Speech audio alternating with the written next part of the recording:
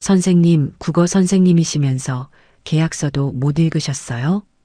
변호사의 그 한마디에 저는 아무 말도 못했습니다. 30년 가까이 국어를 가르쳤습니다. 문장 하나하나, 단어 하나하나 분석하는 게 제 일이었어요. 그래서 더 자신했죠. 나는 속지 않아. 등기부등본을 여러 번 읽었습니다. 계약서도 여러 차례 검토했어요. 심지어 옆집 이웃도 저도 국어 선생이었어요. 하며 함께 확인해 줬습니다. 완벽했어요. 그런데 평생 모은 돈이 사라졌습니다. 남편 유언대로 마련한 전원주택도 빼앗겼죠. 믿을 수 있나요? 문장을 분석하던 제가 사람은 분석 못했습니다. 도대체 무슨 일이 있었던 걸까요? 지금부터 그 치밀한 함정을 들려드리겠습니다. 시청 전 구독과 좋아요를 누르시면 로또에 당첨되는 행운이 올 수 있습니다.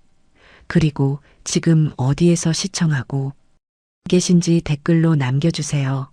여러분의 이야기도 듣고 싶습니다. 그럼 지금부터 시작되는 이야기 속으로 함께 들어가 볼까요? 제 이름은 김옥자입니다.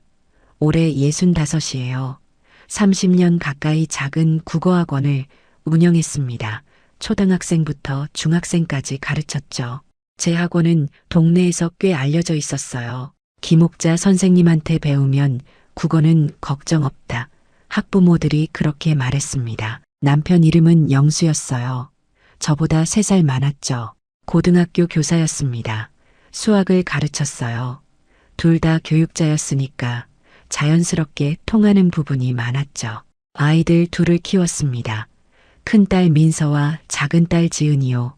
둘 다 이제 결혼해서 각자 가정을 꾸렸어요. 3년 전 일입니다. 남편이 쓰러졌어요. 갑작스러운 뇌출혈이었죠. 저녁 먹다가 갑자기 젓가락을 떨어뜨리더니 그대로 쓰러졌습니다. 119를 불렀지만 이미 늦었어요.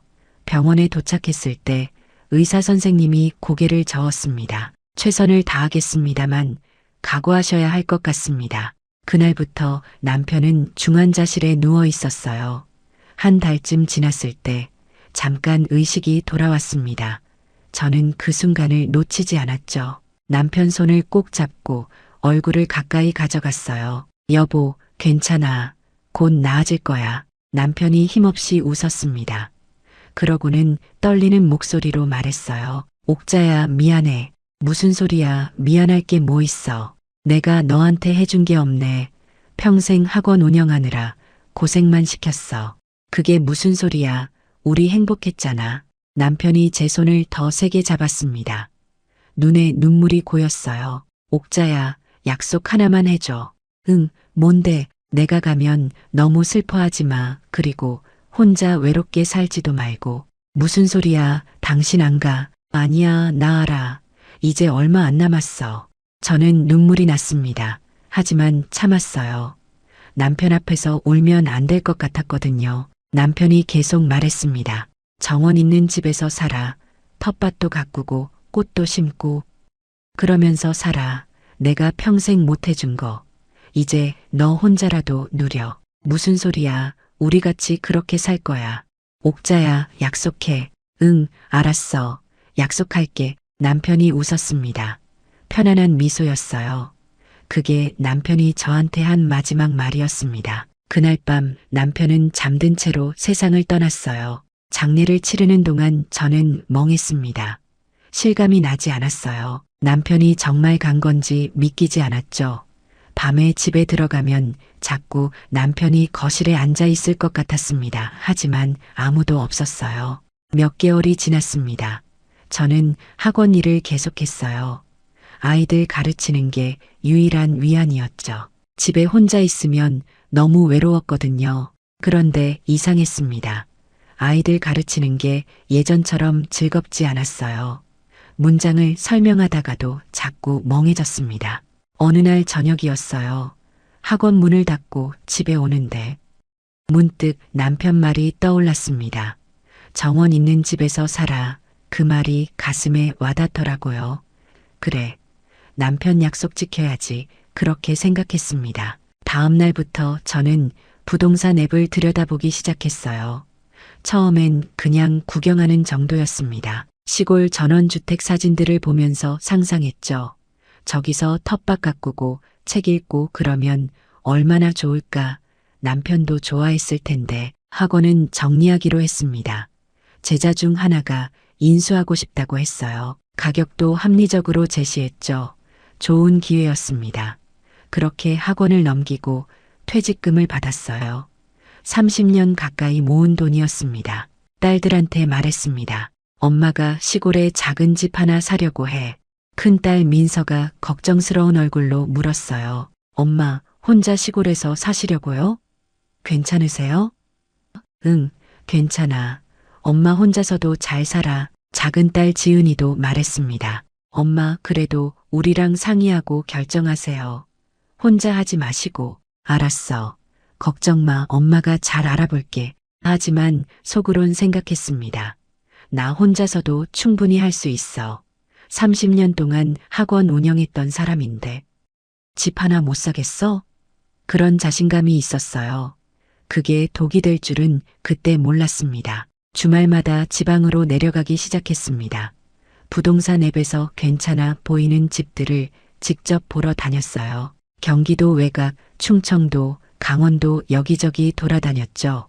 어떤 집은 너무 외딴 곳이라 불안했고, 어떤 집은 수리할 게 너무 많았습니다. 2달쯤 지났을까요?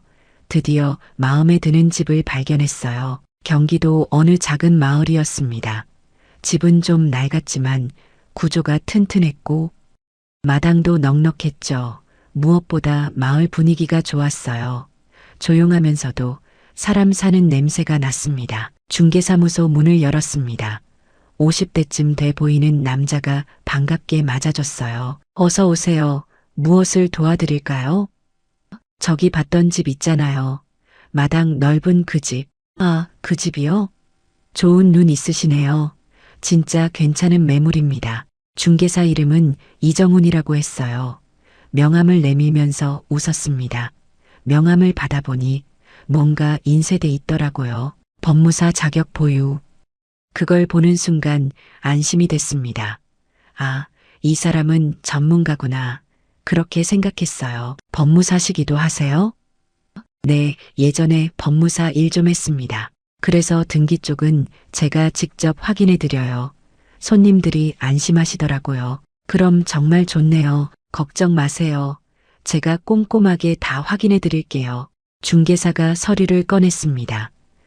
등기부등본이었어요. 저는 그 자리에서 천천히 읽기 시작했습니다. 한 글자 한 글자 놓치지 않았죠. 국어 선생이니까요. 문장 분석은 제 특기였습니다. 소유자 이름, 주소, 면적, 권리관계 모두 확인했어요. 가압류도 없고 가등기도 없고 깨끗했습니다. 3번을 읽었죠. 등기는 정말 깨끗하네요. 그럼요. 제가 미리 확인했으니까요. 전 주인이 외국 이민 가면서 급하게 내놓은 집이라 가격도 합리적이에요. 그런데 왜 이렇게 싸게 파는 거예요? 시골집이 요즘 잘 안 팔리잖아요. 빨리 정리하고 가려고 하시는 거죠. 그럴듯했습니다. 저는 계약서를 요청했어요. 계약서도 꼼꼼히 읽었습니다. 특약사항, 지불 조건, 인도 시기 모든 걸 확인했죠. 국어 선생답게 한 단어도 대충 넘기지 않았어요. 계약서도 문제 없네요. 그럼요. 저희가 표준 계약서 쓰니까요. 그런데 집주인은 직접 못 만나나요? 아, 지금 해외에 계세요. 위임장 받아뒀습니다. 보여드릴까요? 중개사가 위임장을 보여줬어요. 도장도 찍혀 있고 서명도 돼 있었습니다. 그것도 확인했죠. 위임장도 있네요. 네, 법적으로 아무 문제 없습니다. 제가 법무사 일했으니까 이런 건 확실하게 처리해요. 저는 안심했습니다. 전문가가 보증하는데 뭐가 문제겠어요. 하지만 뭔가 찝찝한 구석이 있었어요. 이렇게 큰 결정을 혼자 내려도 되나? 딸들한테 한 번 더 물어볼까? 그런데 자존심이 올라왔습니다. 나 혼자서도 할 수 있어. 30년 동안 학원 운영했는데 집 하나 못 사겠어? 딸들한테 유능한 엄마 모습 보여주고 싶었어요. 좋습니다. 계약할게요. 현명한 선택하셨어요. 후회 안 하실 겁니다. 계약금을 냈습니다. 그리고 한 달 후 잔금을 치르기로 했죠. 계약서에 도장을 찍는 순간 손이 떨렸습니다. 떨리면서도 설렜어요. 이제 정말 내 집이 생기는구나. 집으로 돌아와서 등기부등본을 다시 꺼내봤습니다. 혼자서도 여러 번 더 읽었어요. 확인하고 또 확인했죠. 하지만 아무 문제도 없었습니다. 완벽했어요. 한 달이 지났습니다. 잔금날이 다가왔어요. 은행에서 돈을 인출했습니다. 평생 모은 돈이었죠. 학원 팔고 받은 돈, 저축해둔 돈, 모두 합쳐서요. 손이 떨렸습니다. 중개사무소로 갔어요. 중개사가 반갑게 맞아줬습니다. 오늘 잔금 치르시면 열쇠 드릴게요. 집주인은 오늘도 못 오나요? 네, 해외에 계셔서요. 제가 위임받아서 대신 처리합니다. 계좌번호 주세요. 중개사가 계좌번호를 적어줬어요. 저는 그 자리에서 은행 앱으로 송금했습니다. 큰 돈이 이체되는 걸 보니 가슴이 두근거렸죠. 확인했습니다. 그럼 열쇠 드릴게요. 열쇠를 받았습니다. 무거웠어요. 이게 정말 내 집 열쇠구나. 믿기지 않았죠. 등기 이전은 언제 되나요? 일주일 정도 걸립니다. 서류 처리하고 연락드릴게요. 알겠습니다. 집으로 가는 길에 설렘이 가득했어요. 드디어 남편 약속을 지키게 됐구나. 정원 있는 집에서 글 쓰며 살 수 있겠구나. 행복했습니다. 며칠 후 이사를 했어요. 짐이 많지 않았습니다. 혼자 사니까 필요한 것만 챙겼죠. 이삿짐 센터 기사님들이 짐을 옮기는 동안 저는 집안을 둘러봤습니다. 여기 침대 놓고 저기 책장 두면 되겠네. 혼자 중얼거리면서 방마다 돌아다녔어요. 마음에 들었습니다. 낡았지만 정이 가는 집이었죠. 마당에 나가봤습니다. 뒤편에 작은 텃밭 공간이 있었어요. 여기에 채소 심으면 되겠다. 상추도 심고 토마토도 심고 고추도 심어야지. 상상만으로도 즐거웠습니다. 그날 저녁 옆집에서 누가 찾아왔어요. 문을 열었더니 60대쯤 돼 보이는 여자였습니다. 손에 뭔가 들고 있더라고요. 안녕하세요. 저 옆집에 사는 박순자예요. 아, 안녕하세요. 김옥자입니다. 이사 오셨다고 해서 김치 좀 갖고 왔어요. 제가 담근 거예요. 어머, 감사합니다. 혼자 사세요? 네, 남편이 몇 년 전에 세상 떠나서요. 아이고, 저도 혼자 살아요. 남편 돌아가신 지 5년 됐어요. 순간 동질감이 들었습니다. 나랑 비슷한 처지구나. 들어오세요. 차라도 한 잔 드릴게요. 괜찮아요? 그럼 잠깐만요. 순자 씨가 집 안으로 들어왔어요. 아직 정리가 덜 됐지만 거실 소파에 앉았습니다. 그런데 선생님, 뭐 하시던 분이세요? 저요? 국어학원 운영했어요. 30년 가까이요. 어머, 저도 국어 선생이었어요. 정말요? 네, 중학교에서 국어 가르쳤어요. 20년 넘게 했죠. 순간 반가웠습니다. 같은 국어 선생이라니. 이렇게 통하는 부분이 있을 줄이야. 와, 그럼 우리 이야기 많이 통하겠네요. 그러게요. 반가워요. 그날부터 순자 씨랑 자주 만났습니다. 반찬도 나눠 먹고 차도 마시고 그랬어요. 국어 이야기를 하면 시간 가는 줄 몰랐죠. 어느 날 순자 씨가 물었습니다. 그런데 선생님, 집 사실 때 등기 같은 거 잘 확인하셨어요? 당연하죠. 저 국어 선생인데요. 등기부등본 여러 번 읽었어요. 혼자 하셨어요? 중개사가 법무사 자격 있더라고요. 그래서 안심하고 샀어요. 아, 그럼 괜찮겠네요. 요즘 사기꾼들이 많아서요. 제가 워낙 꼼꼼해서요. 계약서도 한 글자 한 글자 다 확인했어요. 역시 선생님이세요. 저도 그렇게 했어요. 우리 국어 선생들은 글 보는 눈이 다르잖아요. 그 말이 자존심을 건드렸습니다. 기분 좋게요. 그래. 나는 전문가야. 글을 읽고 분석하는 전문가라고. 그런 자신감이 더 커졌죠. 하지만 그게 함정이었습니다. 글은 분석했는데 사람은 분석 못했으니까요. 봄이 깊어지고 있었습니다. 마당에 꽃들이 피기 시작했어요. 이름도 모르는 들꽃들이 여기저기 고개를 내밀었죠. 매일 아침 마당에 나가는 게 즐거웠습니다. 텃밭을 만들기 시작했어요.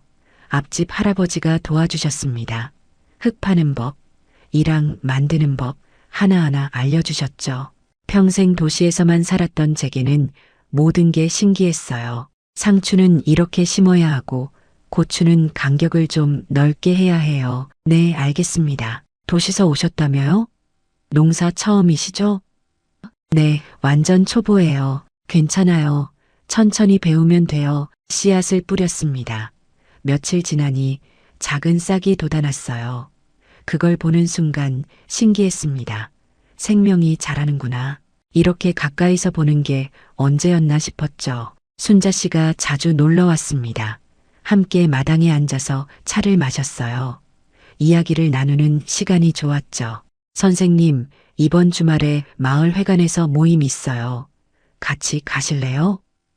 무슨 모임인데요? 시 낭독해요. 한 달에 한 번씩 해요. 마을 사람들이 모여서 시도 읽고 이야기도 나누고 그래요. 시 낭독해요? 재미있겠네요. 선생님 같은 분이 오시면 분위기 좋아질 거예요. 주말에 마을 회관에 갔습니다. 10명 정도 모였더라고요. 다들 60대에서 70대쯤 되는 분들이었어요. 순자 씨가 저를 소개했습니다. 여기 새로 오신 김옥자 선생님이에요. 국어 선생님 하셨대요. 어머, 반가워요. 다들 환영해 줬습니다. 그날 윤동주 시인의 시를 읽었어요. 서시, 제가 좋아하는 시였죠. 읽다가 감정이 북받쳤습니다. 죽는 날까지 하늘을 우러러 한 점 부끄럼이 없기를. 그 구절에서 목이 메었어요. 남편 생각이 났거든요. 남편도 그렇게 살았잖아요. 한 점 부끄럼 없이. 순자 씨가 제 손을 잡아줬습니다. 선생님, 괜찮으세요? 네, 괜찮아요. 그냥 감동적이어서요. 선생님 목소리 정말 좋으세요. 낭독 정말 잘하시네요. 다른 분들도 칭찬해줬습니다. 기분이 좋았어요. 여기 와서 잘했구나. 이런 사람들과 함께 시를 읽고 이야기 나누는 삶 나쁘지 않았죠. 주말마다 딸들이 찾아왔습니다. 큰딸 민서가 아들 둘을 데리고 왔어요. 연우랑 지후, 마당에서 뛰어노는 아이들을 보니 가슴이 벅찼습니다. 할머니, 여기 정말 좋아요. 그래, 또 놀러 올 거야? 네, 자주 올게요. 민서가 말했습니다. 엄마, 여기 진짜 좋네요. 잘 선택하신 것 같아요. 그치? 엄마가 잘 골랐지? 근데 엄마 혼자 괜찮으세요? 밤에 무섭진 않아요? 괜찮아. 이웃들도 좋고 적응 잘하고 있어. 작은 딸 지은이도 다음 주에 왔어요. 남편이랑 같이 왔죠. 엄마, 여기 공기 진짜 좋다. 그치? 도시랑 다르지? 엄마가 여기서 행복해 보여서 다행이에요. 딸들이 행복해하는 걸 보니 뿌듯했습니다.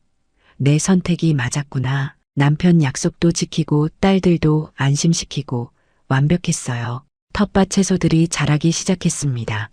상추가 제법 커졌어요. 순자 씨랑 같이 수확했죠. 와, 선생님 상추 정말 싱싱하네요. 처음인데도 잘 됐죠? 재능 있으세요. 저녁엔 그 상추로 쌈을 싸 먹었습니다. 직접 키운 거라 그런지 맛이 달랐어요.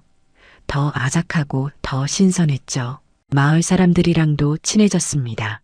장 보러 가면 다들 인사를 건넸어요. 선생님, 오늘도 좋은 하루 보내세요. 감사합니다. 이런 삶이 있다는 게 신기했어요. 도시에선 이웃이 누군지도 몰랐는데 여기선 다 아는 사이였죠. 따뜻했습니다. 저녁이면 마당 평상에 앉아서 책을 읽었어요. 남편이 좋아하던 책들을 다시 꺼내봤습니다. 바람이 불고 벌레 소리가 들리고 별이 뜨는 시간, 평화로웠죠.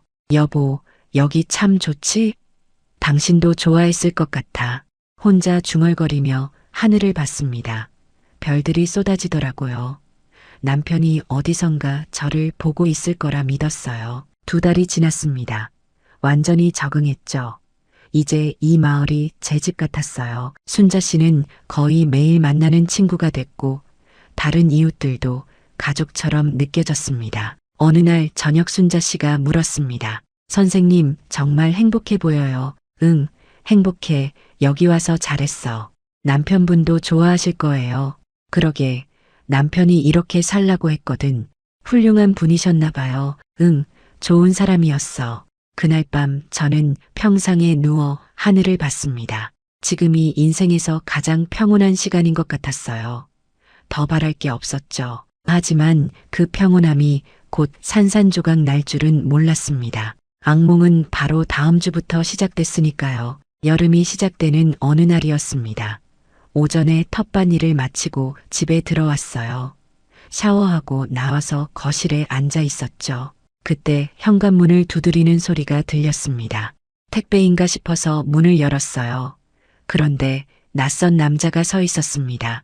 50대쯤 돼 보였죠. 키가 크고 인상이 날카로웠어요. 처음 보는 얼굴이었습니다. 네, 누구세요? 남자가 저를 위아래로 훑어봤습니다. 뭔가 불쾌한 시선이었어요. 여기 집주인 맞으세요? 네, 그런데요. 저는 이 땅 원래 주인 조카입니다. 순간 이상한 기분이 들었어요. 원래 주인 조카라니 무슨 말인지 이해가 안 갔죠. 무슨 일로 오셨어요? 이 땅에 문제가 좀 있어서요. 얘기 좀 해야 할 것 같은데 가슴이 철렁 내려앉는 느낌이었습니다. 땅의 문제라니 대체 무슨 소리인가 싶었죠. 무슨 문제요? 저는 정식으로 계약하고 등기까지 다 마쳤는데요. 남자가 비웃듯이 웃었어요. 그게 문제라니까요. 등기에 하자가 있어요. 이 땅은 원래 제 삼촌 거였고 복잡한 사정이 있었습니다. 당신한테 팔 수 있는 땅이 아니었어요. 무슨 소리예요? 중개사가 분명히 깨끗한 땅이라고 했는데 중개사가 뭘 알겠어요. 서류상으론 깨끗해 보이지만 속사정은 복잡합니다. 어쨌든 이 집 비워야 할 겁니다. 저는 화가 났습니다. 평생 착하게 살아온 제가 사기를 당한다는 게 믿기지 않았어요. 지금 저한테 집 비우라는 겁니까? 말이 됩니까? 남자는 어깨를 으쓱했습니다. 법적으로 따져보세요. 알아서 하시든지요. 그러고는 그냥 가버렸어요. 저는 멍하니 서 있었습니다. 다리에 힘이 풀리는 것 같았죠. 집 안으로 들어와 소파에 주저앉았습니다. 머릿속이 복잡했어요. 저 남자 말이 사실일까 아니면 그냥 사기꾼일까 잠을 제대로 못 잤습니다. 다음 날 아침 중개사한테 전화했어요. 여러 번 걸었는데 안 받더라고요. 이상했습니다. 나중에 문자를 보냈죠. 어제 집에 이상한 사람이 찾아왔어요. 땅에 문제가 있다는데 무슨 일인지 연락 주세요. 하지만 답장이 없었습니다. 다음 날도 그 다음 날도 연락이 없었어요. 일주일쯤 지났을까요? 그 남자가 또 나타났습니다. 이번엔 저녁 무렵이었어요. 마당 평상에 앉아 있는데 대문 앞에 서 있더라고요. 왜 자꾸 오는 거예요? 생각해 보셨어요? 이 집 어차피 못 지킵니다. 지금 나가면 조용히 끝나는데 나중 되면 더 복잡해져요. 경찰 부르겠어요. 계속 이러시면 남자가 웃었습니다. 경찰 불러봐야 소용없어요. 이건 민사 문제니까요. 알아서 하세요. 또다시 가버렸어요. 저는 그날 밤 잠을 한숨도 못 잤습니다. 불안감이 점점 커졌죠. 순자 씨한테 이야기했습니다. 순자 씨, 이상한 사람이 자꾸 찾아와요. 땅에 문제가 있다는데 순자 씨가 제 손을 잡았어요. 선생님, 너무 걱정 마세요. 그런 사람들 그냥 겁주려는 거예요. 등기가 멀쩡하면 아무 문제 없어요. 정말요? 네, 저도 비슷한 일 겪어봤는데 그냥 무시하니까 안 왔어요. 선생님, 등기부등본 깨끗하잖아요. 그 말이 위로가 됐습니다. 그래, 순자 씨 말이 맞아. 등기가 깨끗한데 뭐가 문제겠어. 중개사한테 다시 전화했습니다. 이번엔 받더라고요. 하지만 목소리가 뭔가 불안해 보였어요. 무슨 일이세요? 집에 이상한 사람이 자꾸 찾아와요. 땅에 문제가 있다는데 무슨 일이에요? 중개사가 잠깐 침묵했습니다. 그러더니 말했어요. 아, 그런 사람 가끔 있어요. 사기꾼들이 그렇게 협박하는 경우 많습니다. 신경 쓰지 마세요. 등기는 깨끗해요. 정말요? 네, 걱정 마세요. 전화를 끊었지만 마음이 놓이지 않았습니다. 뭔가 찝찝한 기분이 계속 남아 있었어요. 그로부터 한 달쯤 지났습니다. 어느 날 우편함을 열었을 때였어요. 법원 봉투가 들어 있었습니다. 손이 떨렸죠. 법원에서 온 우편물을 받아본 게 처음이었거든요. 집 안으로 들어와 봉투를 뜯었습니다. 글씨가 눈에 제대로 들어오지 않았어요. 몇 번을 읽고 또 읽었죠. 소장이었습니다. 그 남자가 저를 상대로 소송을 제기한 거예요. 토지 소유권 확인 청구 조정. 머릿속이 하얘졌습니다. 소장 내용을 천천히 읽어내려갔어요. 그 남자 주장은 이랬습니다. 이 땅은 원래 삼촌 소유였는데 20년도 더 전에 빚 담보로 잡혀 있었다고요. 그 빚을 갚지 못해서 채권자한테 넘어갔고 복잡한 과정을 거쳐 지금에 이르렀다는 겁니다. 하지만 그 과정에서 법적 절차가 제대로 안 됐고 따라서 등기 자체에 문제가 있다는 거였어요. 저는 의자에 주저앉았습니다. 이게 무슨 말인가 싶었죠. 제가 산 땅이 20년도 더 전부터 문제가 있었다니요. 중개사는 분명히 깨끗한 땅이라고 했는데 등기부등본도 확인했는데 어떻게 이런 일이 가능한 건가요? 손이 너무 떨려서 전화기를 제대로 잡을 수가 없었습니다. 겨우 중개사한테 전화를 걸었어요. 몇 번을 시도했는데 계속 안 받더라고요. 문자를 보냈습니다. 법원에서 소장이 왔습니다. 당장 연락 주세요. 하지만 답장이 없었어요. 다음 날도 그 다음 날도 연락이 없었습니다. 이상했습니다. 뭔가 잘못됐다는 생각이 들었어요.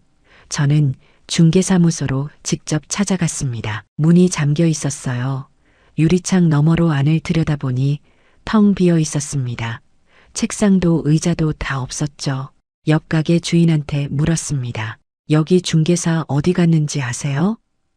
글쎄요. 일주일쯤 전에 짐 싸서 나가던데요. 어디 갔는지는 모르겠어요. 그 순간 무릎에 힘이 풀렸습니다. 중개사가 잠적한 겁니다. 이건 뭔가 심각하게 잘못된 거였어요. 집으로 돌아오는 길에 눈물이 났습니다. 길거리에서 울음을 참느라 얼마나 힘들었는지 몰라요. 순자 씨한테 달려갔습니다. 순자 씨, 큰일 났어요.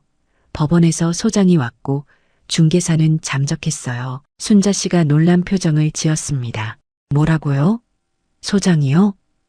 네, 땅에 문제가 있대요.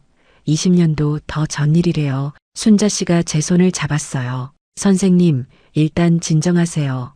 법률 상담 받아보세요. 등기가 깨끗하면 괜찮을 거예요. 정말요? 네, 우리나라는 등기가 전부잖아요. 너무 걱정 마세요. 그 말을 믿고 싶었습니다. 하지만 불안감은 가시지 않았어요. 다음 날 구청에 갔습니다.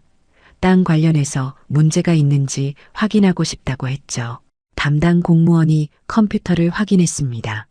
한참을 보더니 말했어요. 등기상으론 문제 없으신데요. 소유자가 김옥자 씨로 돼 있습니다. 그런데 소송이 들어왔어요. 20년도 더 전에 문제가 있었다는데 공무원이 고개를 갸우뚱했습니다. 20년 전이요? 잠깐만요. 예전 기록 찾아볼게요. 한참을 뒤지더니 말했어요. 이상하네요.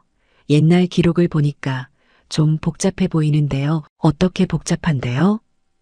20년도 더 전에 가압류가 있었던 것 같은데 이게 제대로 해제된 건지 기록이 명확하지 않아요. 제 가슴이 철렁 내려앉았습니다. 그럼 어떻게 해야 하나요? 이건 제가 판단할 수 있는 게 아니에요. 변호사 상담 받아보시는 게 좋겠습니다. 집으로 돌아와 인터넷을 뒤졌습니다. 가압류가 뭔지 등기하자가 뭔지 찾아봤어요. 찾아보면 볼수록 머리만 아팠습니다. 한 가지 알게 된 게 있었어요. 우리나라는 등기에 공신력이 없다는 겁니다. 그게 무슨 말이냐면 등기부등본이 깨끗해도 실제로는 문제가 있을 수 있다는 거예요. 등기만 믿고 샀다고 해도 진짜 소유자가 따로 있으면 소용없다는 거였죠. 그걸 알았을 때 온몸에 힘이 빠졌습니다. 무료 법률 상담소를 찾아갔어요. 젊은 변호사가 제 이야기를 들었습니다. 소장과 등기부등본을 보여줬죠. 변호사가 한참을 들여다보더니 고개를 저었습니다. 어떻게 된 건지 아세요? 복잡한 케이스네요. 20년도 더 전에 이 땅이 채권 담보로 잡혀 있었던 것 같은데 그 채권이 제대로 소멸됐는지 확인이 안 됩니다. 그럼 저는 어떻게 되는 건가요? 변호사가 조심스럽게 말했어요. 최악의 경우 집을 잃을 수도 있습니다. 그 말을 듣는 순간 세상이 무너지는 것 같았어요. 변호사를 선임해야 하나요? 네, 혼자서는 힘드실 겁니다. 비용이 얼마나 드나요? 케이스에 따라 다른데 최소 몇백만 원은 각오하셔야 해요. 저는 멍하니 앉아 있었습니다. 몇백만 원. 지금 제게 그런 돈이 있나? 학원 팔고 받은 돈 전부를 집 사는 데 쓴 거였어요. 연금은 아직 안 나왔습니다. 서류 처리 중이라 몇 개월 더 기다려야 한다고 했죠. 통장을 확인해 봤습니다. 생활비로 쓰던 돈이 조금 있었지만 변호사 선임하기엔 턱없이 부족했어요. 그날 밤 딸들한테 전화할까 고민했습니다. 하지만 전화기를 들 수가 없었어요. 민서는 아이 둘 키우느라 힘들어하고 있었거든요. 지은이도 회사 일로 스트레스 받는다고 했고요. 이런 상황을 말하면 얼마나 놀라고 걱정할까요? 무엇보다 부끄러웠습니다. 딸들한테 엄마는 혼자서도 잘해 그렇게 자신했었는데 엄마가 사기당했어. 도와줘 이런 말을 어떻게 합니까? 저는 혼자 해결하려고 했어요. 법률구조공단에 전화했습니다. 무료 변호를 받을 수 있는지 물어봤죠. 소득과 재산을 증명하는 서류를 제출하셔야 해요. 심사 후에 지원 여부가 결정됩니다. 서류를 준비해서 제출했습니다. 며칠 후 연락이 왔어요. 죄송하지만 선생님 경우는 지원 대상이 아닙니다. 재산이 기준을 초과하셔서요. 재산이요? 저 지금 이 집밖에 없는데요. 네, 그 집이 재산으로 잡혀서 기준을 넘으셨어요. 웃긴 일이었습니다. 빼앗길지도 모르는 집이 저를 가난하지 않다고 만든 거예요. 저는 잔금을 추적해 보기로 했습니다. 은행에 갔어요. 제가 송금한 계좌 내역을 확인해 달라고 했죠. 이 계좌 주인이 누군지 알 수 있나요? 개인정보라 알려드릴 수 없습니다. 저 사기 당한 것 같은데요. 그러시면 경찰에 신고하셔야 해요. 경찰서에 갔습니다. 사기 당한 것 같다고 신고했어요. 경찰이 말했습니다. 민사 문제는 저희가 개입하기 어렵습니다. 형사사건이 아니거든요. 그럼 어떻게 해요? 변호사 선임해서 민사소송 하셔야죠. 결국 제자리로 돌아왔습니다. 변호사가 필요한데 돈이 없고 돈을 추적하려 해도 방법이 없었어요. 나중에 알게 된 사실이 있습니다. 중개사가 위임장을 위조했다는 거예요. 집주인 도장도 가짜였고 서명도 가짜였던 겁니다. 잔금은 중개사가 대리로 받았고 그 돈은 여러 계좌를 거쳐 증발했죠. 계좌 주인도 사기 조직 일원이었다고 해요. 법무사 자격증도 당연히 가짜였고요. 모든 게 계획된 사기였던 겁니다. 저는 완전히 속은 거예요. 국어 선생이라고 자신했던 제가 글자는 읽었지만 사람은 못 읽었던 겁니다. 체중이 빠지기 시작했어요. 밥맛이 없었거든요. 억지로 한 숟가락 떠먹어도 목으로 넘어가지 않았습니다. 거울을 봤는데 제 얼굴이 무척 초췌해 보였어요. 뺨이 홀쭉하고 눈 밑에 그늘이 졌더라고요. 순자 씨가 자주 들렀습니다. 선생님 밥 드셨어요? 안색이 너무 안 좋으신데요. 응, 먹었어. 거짓말. 얼굴 보니까 안 먹은 것 뻔해요. 제가 죽 끓여올게요. 괜찮아. 신경 쓰지 마. 선생님, 법원 일은 어떻게 되셨어요? 글쎄, 변호사 선임해야 하는데 돈이 없어. 딸들한테 말씀하세요. 아니야, 딸들한테 걱정 끼치고 싶지 않아. 순자 씨가 제 손을 잡았습니다. 선생님, 혼자 끙끙 앓지 마세요. 가족이 도와줘야죠. 하지만 저는 전화할 수가 없었어요. 자존심이 허락하지 않았습니다. 밤에는 잠을 못 잤습니다. 눈을 감으면 법원 통지서가 떠올랐어요. 한 달쯤 후면 첫 변론 기일이라고 했습니다. 그때까지 변호사를 구하고 답변서를 준비해야 한다고 했죠. 하지만 저는 어떻게 해야 할지 몰랐습니다. 혼자 답변서를 쓰기 시작했어요. 인터넷을 찾아보면서 양식을 구했습니다. 하지만 법률 용어는 너무 어려웠죠. 몇 번을 지우고 다시 쓰고 했는데 제대로 되는 것 같지 않았어요. 국어 선생인 제가 글을 못 쓴다는 게 한심했습니다. 텃밭은 완전히 방치됐어요. 한창 가꾸던 채소들이 시들어갔습니다. 예전 같았으면 매일 나가서 돌봤을 텐데 이젠 볼 수조차 없었어요. 제 꿈도 저렇게 시들어가는 거겠죠. 남편 약속도 지키지 못하는 거고요. 법원 기일이 며칠 앞으로 다가왔습니다. 답변서를 겨우 완성했어요. 제대로 쓴 건지 모르겠지만 최선을 다했습니다. 변호사 없이 혼자 법정에 서야 한다는 게 두려웠어요. 법에 대해 아는 게 없었거든요. 그냥 국어 선생일 뿐이었으니까요. 그날 저녁이었습니다. 답변서를 다시 한번 확인하고 있었어요. 현관문을 두드리는 소리가 들렸죠. 순자 씨였습니다. 그런데 표정이 평소와 달랐어요. 얼굴이 창백하고 눈이 빨갛게 충혈돼 있었습니다. 순자 씨, 무슨 일 있어요? 순자 씨가 말없이 집 안으로 들어왔어요. 거실 소파에 앉더니 한참을 말을 못하더라고요. 순자 씨, 어디 아파요? 순자 씨가 고개를 저었습니다. 그러더니 떨리는 목소리로 말했어요. 선생님, 저 할 말이 있어요. 뭔데요? 순자 씨가 눈물을 흘리기 시작했습니다. 저는 놀랐어요. 순자 씨가 우는 걸 처음 봤거든요. 선생님한테 미안해서 어떡하죠? 저도 몰랐어요. 정말로 제 심장이 빠르게 뛰기 시작했습니다. 뭔가 이상한 느낌이 들었어요. 무슨 소리예요? 뭘 몰랐다는 거예요? 순자 씨가 손으로 얼굴을 가렸습니다. 한참을 울다가 말했어요. 제 조카가요. 그 사람들이랑 연결돼 있어요. 누구요? 누가 연결돼 있다는 거예요? 땅 사기치는 사람들이요. 선생님, 집 일에 제 조카가 관여했어요. 순간 귀가 멍했습니다. 순자 씨 말이 제대로 들리지 않았어요. 무슨 소리인지 이해할 수가 없었죠. 지금 무슨 말씀을 하시는 거예요? 순자 씨가 계속 울면서 말했습니다. 저는 정말 몰랐어요. 어제 조카가 술 먹고 집에 왔는데 떠들더라고요. 선생님 집 일도 조카가 관여했다고. 제 다리에서 힘이 빠졌습니다. 소파에 주저앉았어요. 머릿속이 하얘졌죠. 순자 씨가 떨리는 목소리로 계속 말했어요. 선생님한테 자꾸 괜찮다고 걱정하지 말라고 한 것도 다 계획이었대요. 시간을 끌기 위해서였대요. 선생님이 빨리 변호사를 구하지 못하게. 저는 믿을 수가 없었습니다. 순자 씨가요. 그렇게 친절했던, 그렇게 저를 챙겨줬던 순자 씨가요. 그럼 순자 씨도 알고 있었어요?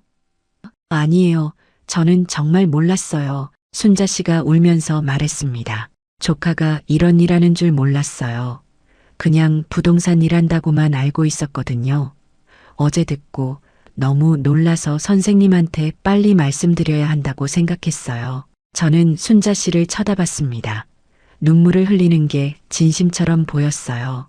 하지만 믿을 수가 없었죠. 국어 선생 출신이라고 하신 것도 거짓말이에요? 순자 씨가 고개를 저었습니다. 아니에요. 그건 진짜예요. 저 정말 국어 선생했어요. 그럼 계약서 같이 봐준 것도요? 등기부등본 깨끗하다고 안심시킨 것도요? 순자 씨가 더 크게 울었습니다. 그건 저도 진짜 그렇게 생각했어요. 등기부가 깨끗했으니까요. 하지만 조카가 그걸 이용한 거예요. 저를 이용해서. 저는 웃음이 나왔습니다. 비참한 웃음이었죠. 몇 개월 동안 저랑 같이 차 마시고 반찬 나눠 먹고 시 낭독회도 같이 가고 그러면서요. 전부 다 시간 끌기였어요? 아니에요. 그건 제 진심이었어요. 선생님이 좋았어요. 정말로 나가주세요. 제 목소리가 차갑게 나왔습니다. 선생님, 나가라고요. 지금 당장. 순자 씨가 손을 내밀었어요. 저는 그 손을 뿌리쳤습니다. 선생님, 저는 정말 나가요. 제발. 제 목소리가 떨렸습니다. 순자 씨는 더 이상 말하지 못하고 일어났어요. 문 쪽으로 걸어가다가 돌아봤습니다. 선생님, 정말 죄송해요. 저는 대답하지 않았습니다. 문이 닫히는 소리가 들렸어요. 저는 소파에 그대로 앉아 있었습니다. 온몸에 힘이 하나도 없었어요. 순자 씨마저요. 제가 유일하게 의지했던 사람이었는데 그 사람까지 저를 속인 거예요. 아니, 직접 속인 건 아닐지 몰라도 결과적으론 똑같았습니다. 제가 안심하도록 만들었으니까요. 변호사를 빨리 구하지 못하게 시간을 끌었으니까요. 국어 선생 출신이라는 말로 제 경계심을 풀었고 계약서를 같이 보면서 완벽하다고 착각하게 만들었죠. 등기부가 깨끗하니까 괜찮다고 안심시켰고요. 모든 게 계획이었던 겁니다. 저는 제 자신이 너무 한심했어요. 어떻게 이렇게 쉽게 속을 수가 있나요? 평생 아이들 가르치면서 세상 물정을 안다고 생각했는데 제가 제일 몰랐네요. 사람을 보는 눈이 하나도 없었습니다. 중개사도 믿었고 순자 씨도 믿었죠. 다 잘못이었어요. 그날 밤 가슴에 통증이 왔습니다. 숨쉬기가 힘들었어요. 심장이 조이는 것 같았죠. 한참을 그렇게 앉아 있다가 겨우 진정됐습니다. 다음 날 아침 순자 씨 집을 봤습니다. 불이 꺼져 있었어요. 저녁 때쯤 다시 봤는데 여전히 조용했습니다. 이웃한테 물었어요. 순자 씨 어디 가셨는지 아세요? 아침 일찍 짐 싸서 나가던데요. 어디 간다는 말도 없이요. 순자 씨마저 떠난 겁니다. 저한테 고백하고 도망친 거예요. 저는 허탈하게 웃었습니다. 그럴 줄 알았어야 했죠. 사람을 믿은 제가 바보였어요. 법원 기일이 이틀 앞으로 다가왔습니다.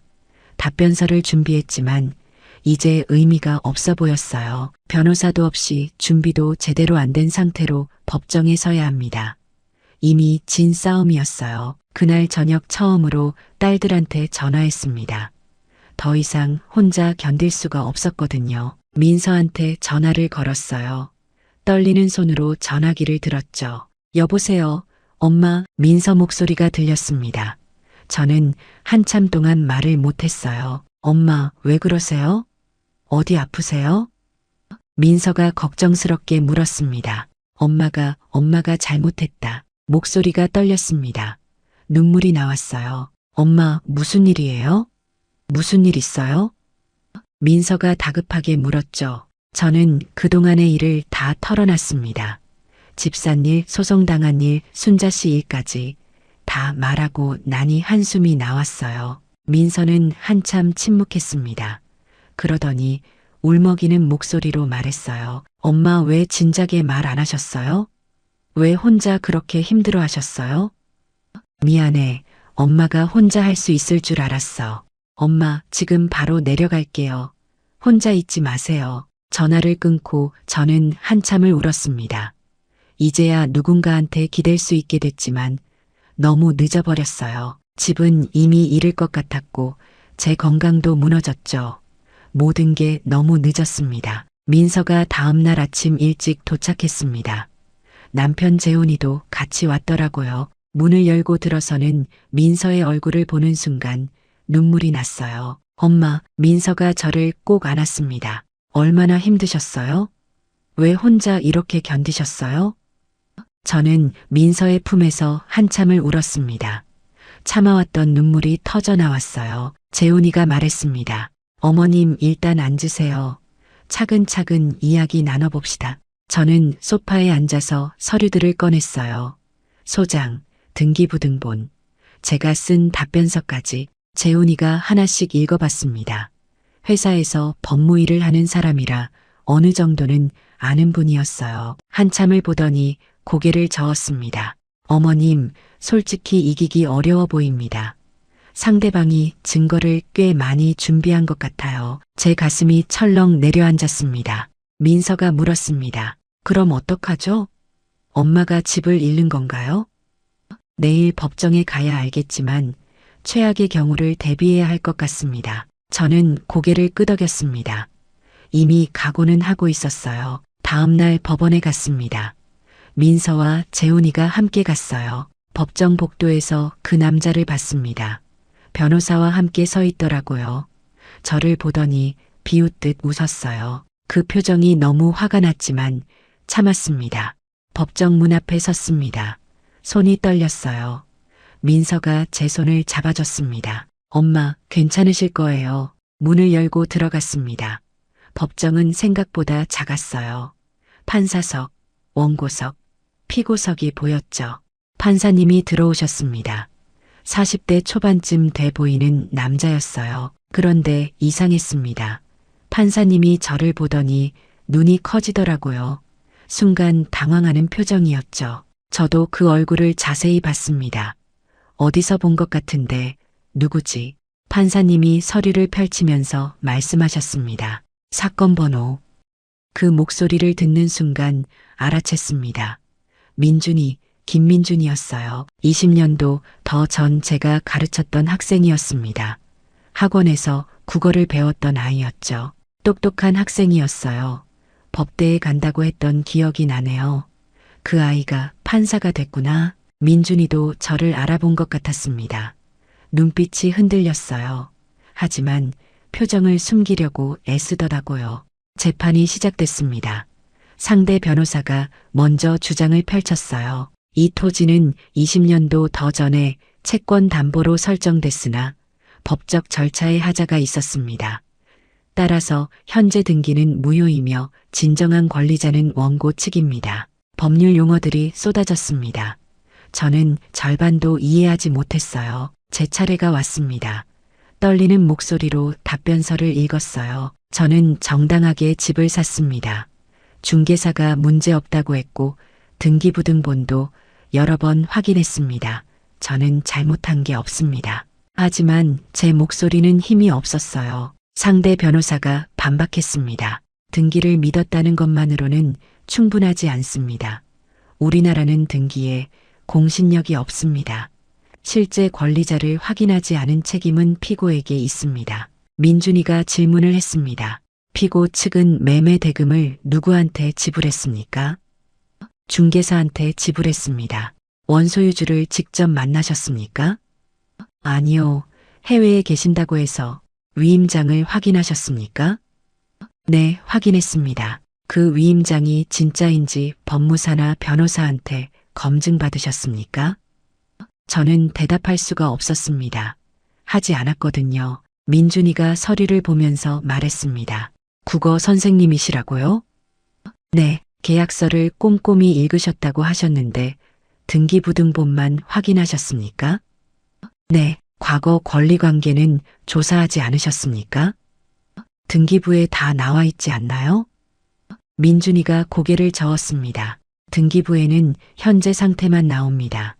과거에 어떤 일이 있었는지는 별도로 조사해야 합니다. 저는 아무 말도 못했습니다. 몰랐거든요. 그런 것도 해야 한다는 걸. 재판은 1시간쯤 걸렸어요. 민준이가 마지막으로 말했습니다. 판결은 2주 후에 선고하겠습니다. 법정을 나왔습니다. 복도에서 민서가 말했어요. 엄마, 저 판사님 어디서 본 것 같은데. 민준이야. 엄마 옛날 제자. 네. 정말요? 응. 학원에서 가르쳤던 아이야. 민서가 놀란 표정을 지었습니다. 그때였어요. 뒤에서 누가 말을 걸었습니다. 선생님, 돌아보니 민준이가 서 있었어요. 법복을 입은 채였습니다. 민준아, 선생님 정말 오랜만입니다. 민준이가 고개를 숙였어요. 잘 지냈니? 네, 선생님 덕분에 잘 지냈습니다. 민준이 얼굴에 미안함이 가득했어요. 선생님, 정말 죄송합니다. 뭐가 미안해. 넌 내 일을 한 거잖아. 하지만 괜찮아. 넌 잘못한 게 없어. 민준이가 눈물이 글썽거렸습니다. 선생님께서 가르쳐 주신 거 기억합니다. 정직하게 살라고. 법은 공정해야 한다고. 그래, 잘 기억하고 있구나. 그래서 더 어렵습니다. 선생님한테 이런 판결을 내려야 한다는 게. 저는 민준이 어깨를 두드렸습니다. 민준아, 내가 배운 대로 하면 돼. 법은 공정해야 하니까. 민준이가 고개를 끄덕였습니다. 선생님, 정말 죄송합니다. 괜찮아, 가봐. 민준이가 다시 한번 고개를 숙이고 돌아갔어요. 민서가 제 손을 잡았습니다. 엄마, 괜찮으세요? 응, 괜찮아. 하지만 괜찮지 않았습니다. 제자 앞에서 이렇게 무너지는 게 부끄러웠거든요. 2주가 지났습니다. 판결 선고일이 왔어요. 법정에 다시 섰습니다. 민준이가 판결문을 읽기 시작했어요. 원고 승소. 피고는 이 사건 토지 및 건물을 원고에게 인도하라. 그 말을 듣는 순간 다리에 힘이 풀렸습니다. 민서가 저를 붙잡아줬어요. 민준이가 계속 읽었습니다. 피고는 등기부등본만을 확인했을 뿐 실제 권리관계를 조사하지 않았고 원소유주를 직접 확인하지도 않았다. 우리나라 등기제도는 공신력이 없으므로 등기만으로는 충분하지 않다. 제가 가르쳤던 정직함이 부메랑이 되어 돌아왔습니다. 민준이는 법대로 공정하게 판결한 거예요. 저한테 배운 대로요. 법정을 나왔습니다. 복도에서 민준이가 다가왔어요. 선생님, 정말 죄송합니다. 아니야, 넌 옳은 일을 한 거야. 선생님께 배운 법치주의를 지켰습니다. 그 말이 가슴에 박혔습니다. 그래, 잘했어. 저는 웃으며 말했지만 눈물이 났습니다.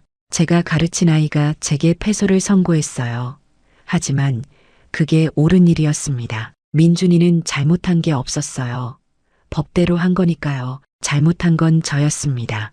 사람을 너무 쉽게 믿었고 확인을 제대로 하지 않았죠. 판결이 나고 2달의 유예기간이 주어졌습니다. 그 안에 집을 비워야 했어요. 딸들이 월세집을 알아봐줬습니다. 도시 근처 작은 빌라였어요. 방 2개짜리였죠. 짐을 싸기 시작했습니다. 민서와 지은이가 도와줬어요. 엄마, 이거 버릴까요? 아니, 그건 가져가자. 하나씩 짐을 정리하면서 이 집에서의 기억들이 떠올랐습니다. 처음 열쇠를 받았던 날의 설렘, 텃밭을 가꾸던 즐거움, 손주들이 마당에서 뛰어놀던 모습, 순자 씨랑 차 마시던 시간 모두 좋은 기억이었어요. 비록 짧았지만 행복했던 시간들이었습니다. 마당에 나가봤습니다. 텃밭은 완전히 황폐해져 있었어요. 시들어버린 채소들이 쓸쓸하게 누워 있었죠. 여보, 미안해. 약속 못 지켰어. 혼자 중얼거렸습니다. 남편이 원했던 삶을 제대로 살지 못했네요. 이사하는 날이 왔습니다.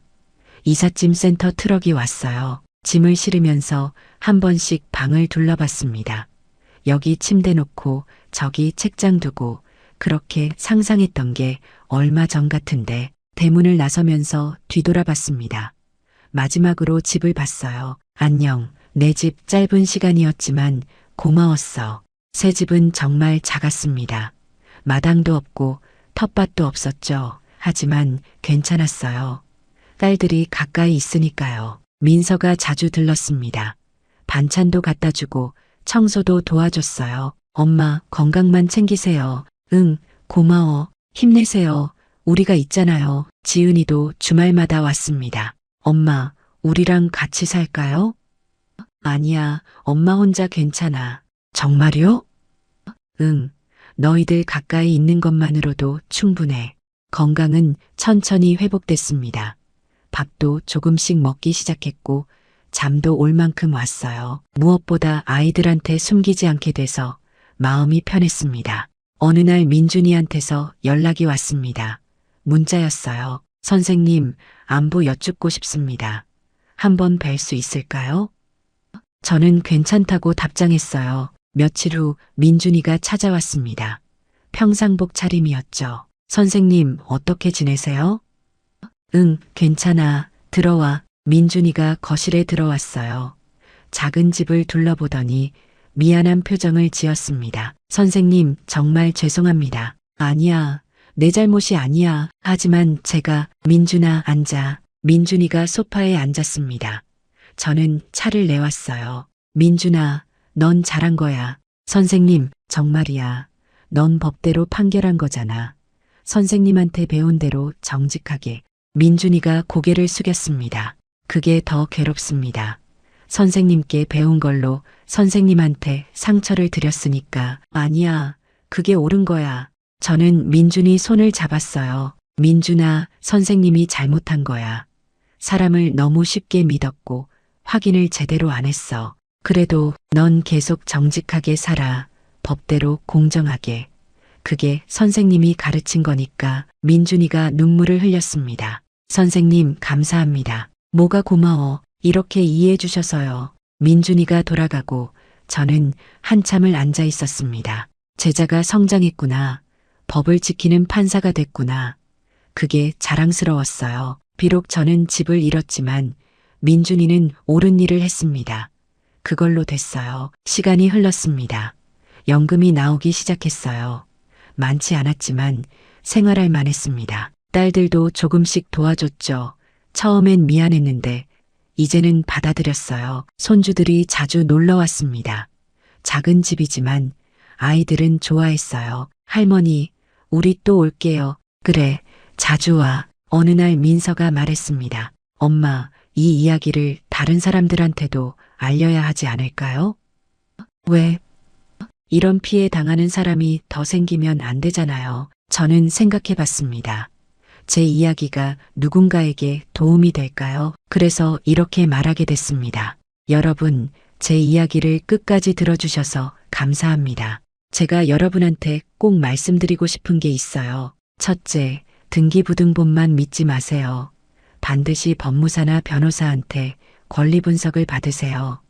우리나라는 등기에 공신력이 없습니다. 등기가 깨끗해도 실제로는 문제가 있을 수 있어요. 둘째, 잔금은 반드시 원소유주 본인 계좌로 입금하세요.